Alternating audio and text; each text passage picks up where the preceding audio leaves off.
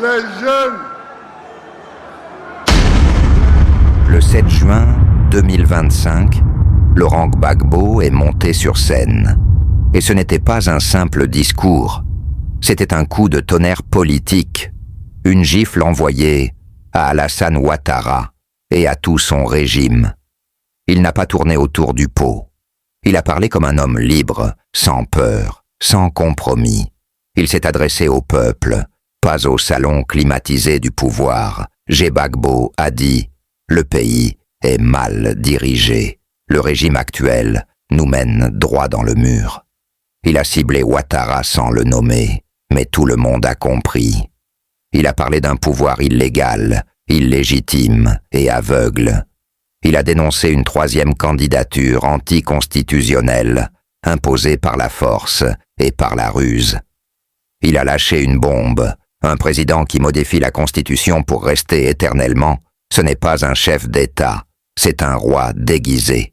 Il a rappelé que le peuple n'a jamais élu la misère, ni le chômage, ni la répression. Il a accusé Ouattara de trahir les idéaux de la Côte d'Ivoire, d'avoir vendu le pays aux multinationales, d'avoir appauvri les paysans, d'avoir créé deux Côtes d'Ivoire, l'une pour les riches, l'autre pour les oubliés.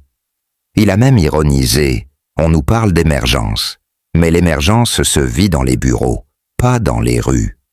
Gbagbo a évoqué les jeunes sans emploi, sans avenir, sans espoir. Il a accusé le régime de les sacrifier pendant qu'il s'enrichit sans honte. Il a dit haut ce que beaucoup pensent bas. Ce pouvoir ne gouverne pas. Il gère ses intérêts.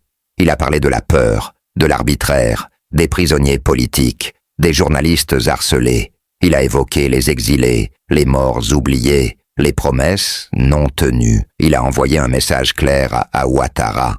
Tu peux m'effacer des listes électorales, mais tu ne peux pas m'effacer du cœur du peuple. Et il a ajouté, avec calme mais fermeté, ce pays ne t'appartient pas. Tu es locataire du pouvoir. Moi, j'en suis le bâtisseur. Il a évoqué son retour, non pas comme une revanche, mais comme un devoir de vérité, un devoir de justice. Il a demandé au peuple de se lever, de ne plus avoir peur, de reprendre son destin en main. Il n'a pas appelé à la violence.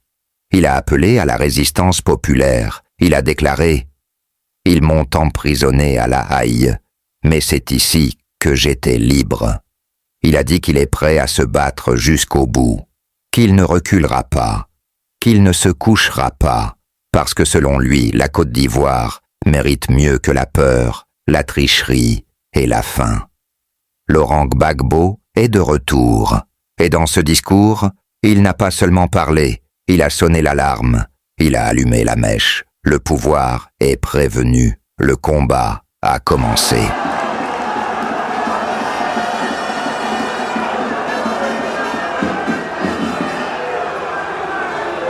Alors, les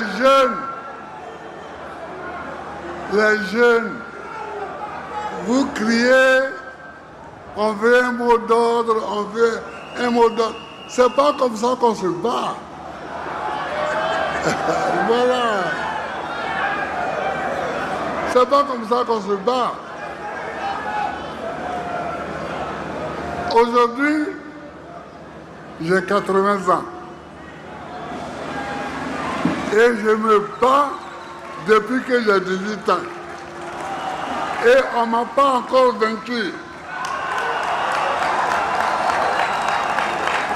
Si je suis debout, c'est que je sais me battre.